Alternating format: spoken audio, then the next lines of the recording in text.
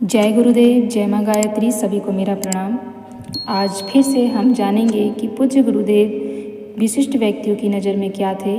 आज विशिष्ट व्यक्ति हैं काची काम कोठी पीठ के शंकराचार्य श्री जयेंद्र स्वामी जी। आइए जानते हैं कि उन्होंने पूज्य गुरुदेव के बारे में क्या कहा है।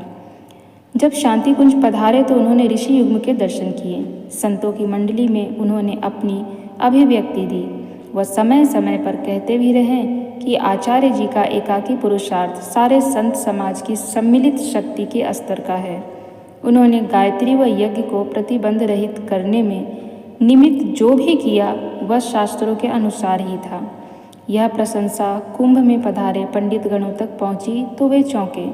उन्होंने प्रश्न किया, आचार्य जी ने क्या शास्त्रों की अवहेलना कर जिस तिस को गायत्री दीक्षा नहीं दी, क्या आप इसे उचित मानते हैं?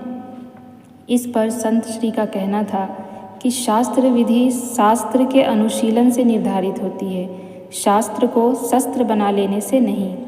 आचार्य जी ऐसे युग पुरुष हैं जिनका कार्य शास्त्र सम्मत विधि सम्मत माना जाना चाहिए।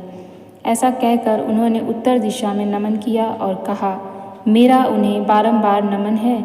इस पर सभी पंडितगण निरुत्तर थे। यानी जयेंद्र स्वामी जी ने पूज्य गुरुदेव के बारे में कहा कि सारे ब्राह्मणों और संत एक तरफ और पूज्य गुरुदेव की शक्ति एक तरफ। यानी जितने भी संत समाज थे, जितने भी संत थे, उनकी शक्तियाँ एक तरफ थी और अकेले पूज्य गुरुदेव की शक्तियाँ एक तरफ थी। पूज्य गुरुदेव ने गायत्री को जन जन में दिया, गायत्री का अधिकार सबको दिया।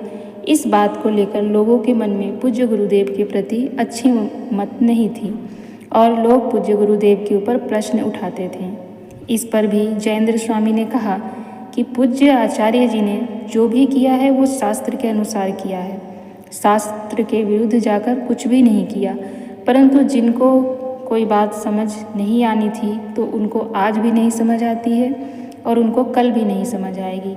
परंतु जिनको वो बात समझ आ गई और जिनको पूज्य गुरुदेव समझ आ गए वो आज भी समझ गए, कल भी समझ गए थे और आने वाले युगों युगों तक उन्हें समझते रहेंगे। पर जिसने अपने दिमाग पर एक पट्टी बांध रखी है कि हमें उनकी बात को सही मानना ही नहीं है, तो वो किसी भी जीवन में उन्हें सही नहीं मानेगा। और ऐसे व्यक्तियों से, ऐसे लोगों से हमें अपने जीवन में कोई फ़र्क नहीं पड़ने देना चाहिए। हमें फ़र्क पड़ने देना चाहिए तो उनके बातों का जिन्होंने पूज्य गुरुदेव को उस रूप में देखा है, जाना है और उनके विचारों को अपना समर्थन दिया है। जय गुरुदेव, जय माँ गायत्री, सभी को मेरा प्रणाम।